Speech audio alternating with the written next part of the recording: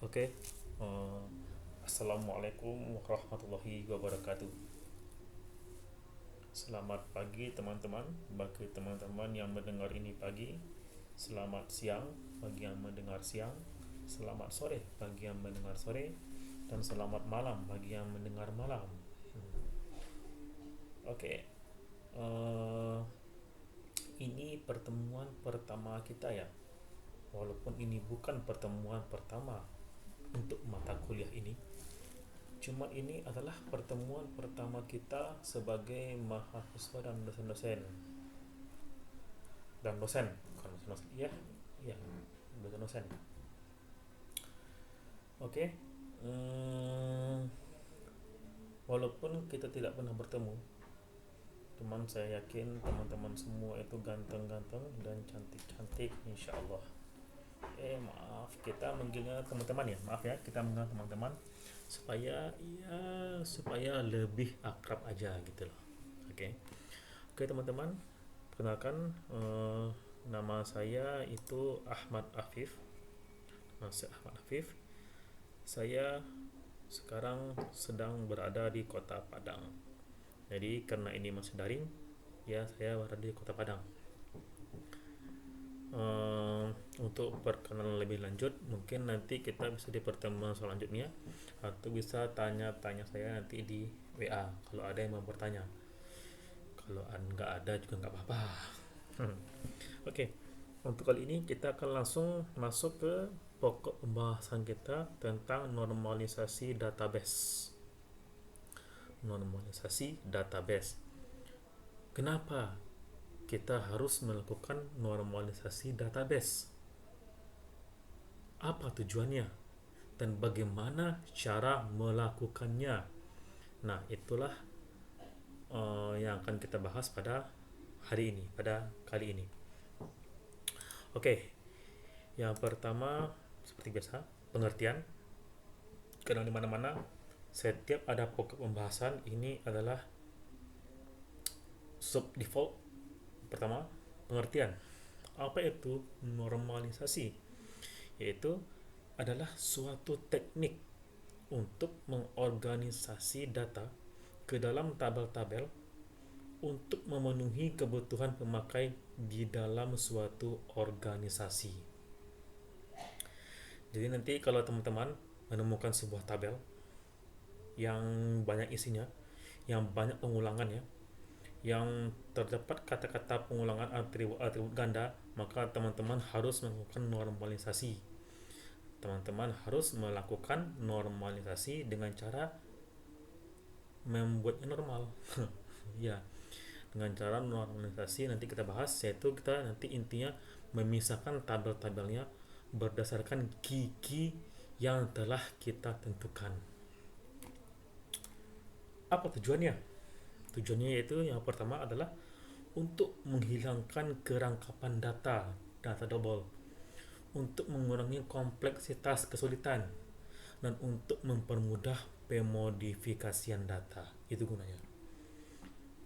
Selanjutnya, normalisasi ini ada beberapa macam langkah, yaitu yang pertama first normal form 1NF, second normal form 2NF, third normal form 3NF, Boyce code normal form BCNF, fourth normal form 4NF, dan yang kelima fifth normal form 5NF. Namun biasanya yang sering dijumpai itu hanya sampai 3NF. Sangat sangat sangat sangat sangat sangat jarang untuk sampai ke BCNF, 4NF, apalagi sampai ke 5NF. Makanya untuk itu pada pertemuan kali ini kita akan hanya membahas sampai ke 3NF saja. Selanjutnya itu tahapan normalisasi. Jadi tahapan nanti pertama, jika teman-teman menemukan sebuah tabel yang tidak normal, sebuah tabel yang masih universal, itu teman-teman menghilangkan perulangan grup.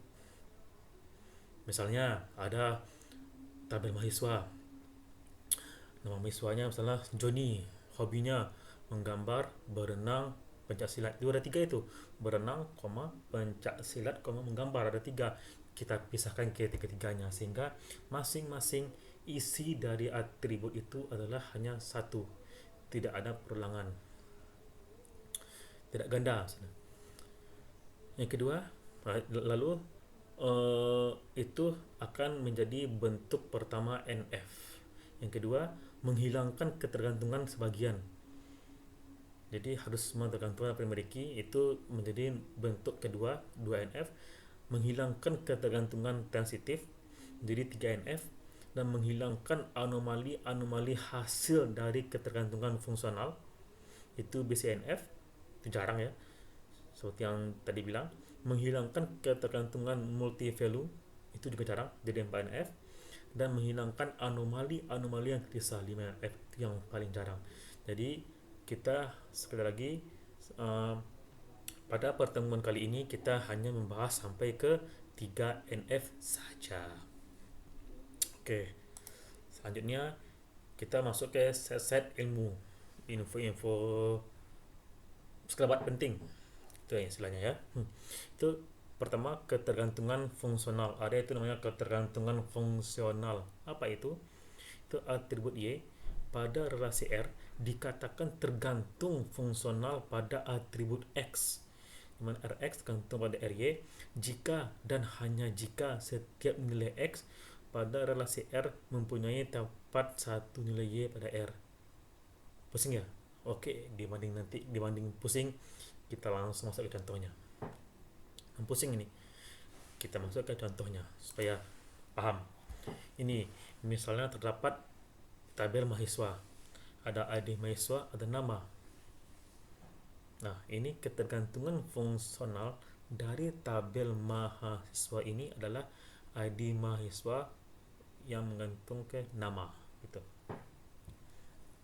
Selanjutnya, ketergantungan fungsional penuh, dimana itu pengertiannya atribut Y pada relasi R dikatakan tergantung fungsional penuh pada atribut X pada relasi R jika Y tidak tergantung pada subset X bila X adalah key gabungan.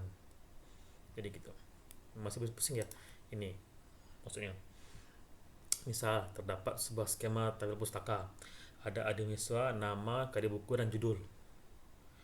Ketergantungan fungsional dari tabel pustaka ini adalah ID mahasiswa tergantung pada nama. Ketergantungan fungsional penuh tabel pustaka ini adalah pustaka ini siapa yang mengetik ini, ID mahasiswa itu, dan kode buku memiliki ketergantungan ditergantungi oleh judul gitu loh. Oke, sekarang key, ada beberapa key. Sebenarnya ini ada beberapa key lagi, itu silakan teman-teman cari dan teman-teman pahami. Sekarang saya akan menjelaskan 3 key aja. Yang pertama itu primary key. Apa itu? Itu candidate key yang dipilih untuk mengidentifikasi baris secara unik.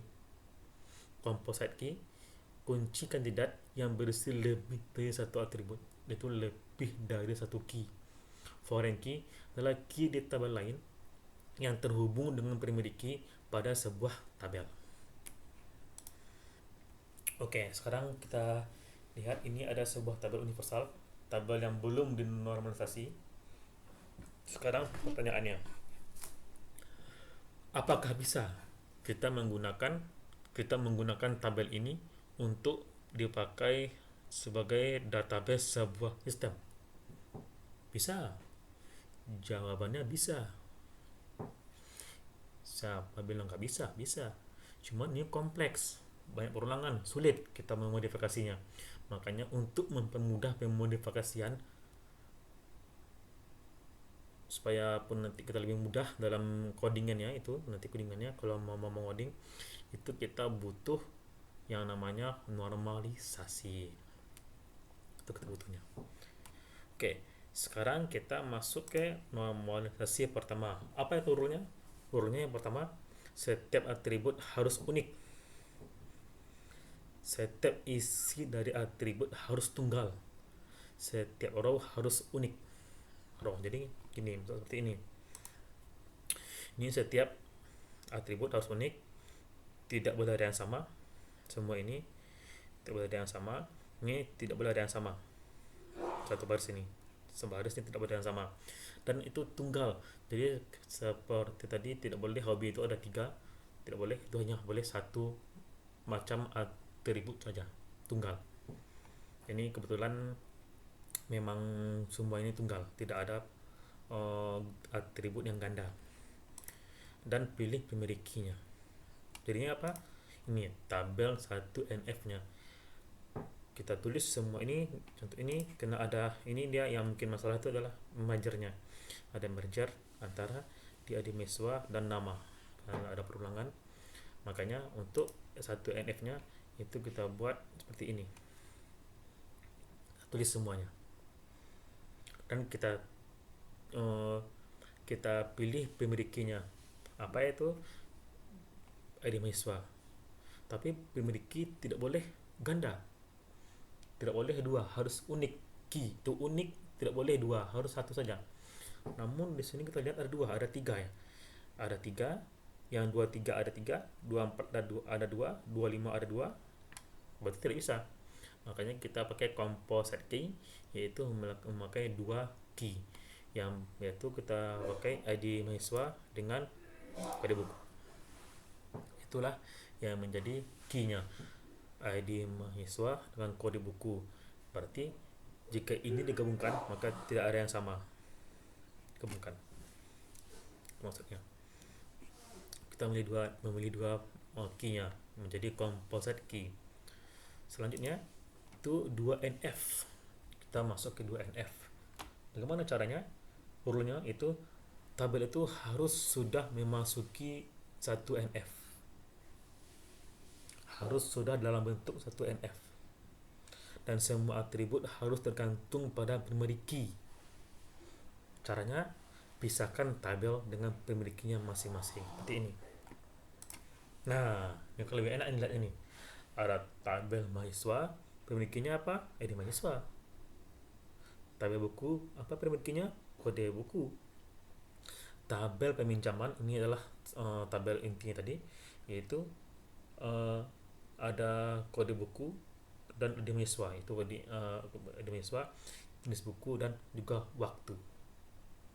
Jenis buku ini premium, regular, diamond.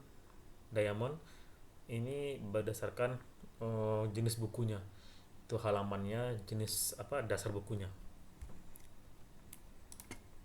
3NF syaratnya apa? Tabel sudah dalam bentuk 2NF, harus dalam bentuk 2NF, baru kita bisa lanjut ke 3NF. Urutnya kedua, seluruh kota, bukan seluruh non primary key dari seluruh tabel tidak boleh bergantung pada atribut lain yang juga non primary key. Maksudnya seperti ini. Contohnya ini adalah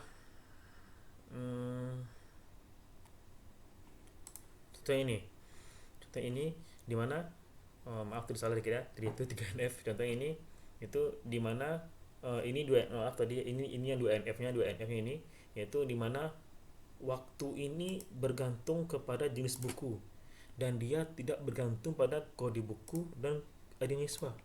Dia hanya bergantung pada jenis buku.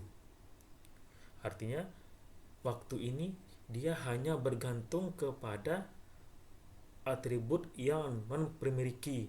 Nah, itu yang dinamakan dengan transitive dependencies. Dan itu sebuah atribut yang non primary key, yang ini yang non primary key bergantung pada atribut yang juga non primary key. Itu tidak boleh ada. Makanya dibentuklah itu 3NF.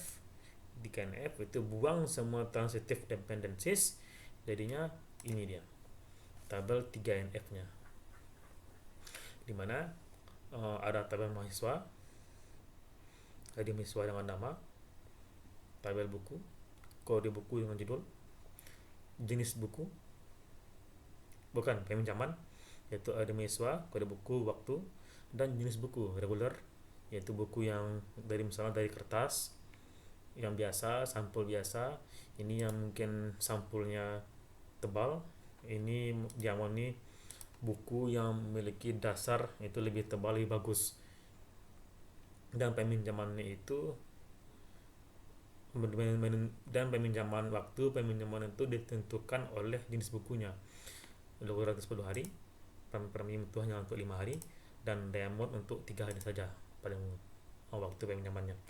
Dan inilah dia bentuk dari tabel 3NF yang sudah bisa kita gunakan, yang sudah mudah untuk kita modifikasi untuk membuat sebuah sistem. Itu membuat sebuah sistem. Dan ini tidak bisa lagi kita pisahkan tabelnya. Ini sudah menjadi pemisahan tabel yang paling kecil. Oke, mungkin sampai di sini uh, materi yang bisa saya berikan pada teman-teman. Oke, tugas ya, kita ada tugas yaitu cari sebuah database. Kalau teman-teman mau buat silakan, nggak apa-apa. Itu cari sebuah database atau buat dan normalisasi database tersebut dengan memberikan penjelasan tentang proses normalisasinya. Itu dikumpul paling lambat tanggal 10 Juni pukul 23.59 tank. Ya, lambat. Dan itu dikumpul menggunakan Google Classroom. Nanti saya kirimkan apa namanya itu, uh, kodenya. Oke, oke, selesai untuk pertemuan kita pada hari ini. Kalau ada yang mau ditanyakan silakan chat di grup, insya Allah nanti saya jawab. Dan jika ada teman-teman yang bertanya dan jika ada teman-teman lainnya yang punya jawabannya, silakan langsung jawab, karena kita ini bisa saling saling diskusi dalam grup nantinya. Oke, mungkin sampai di sini dulu pertemuan kita pada hari ini. Ada seorang tokoh berkata, jika ingin menghancurkan sebuah negara, maka jadikanlah orang-orang rakyatnya itu untuk tidak membaca dan jauh dari buku. Untuk itu marilah kita selalu mencintai buku dan kita mencintai yang namanya itu membaca, banyak membaca. Oke teman-teman, mungkin sampai sini, banyak maaf. Wassalamualaikum warahmatullahi wabarakatuh.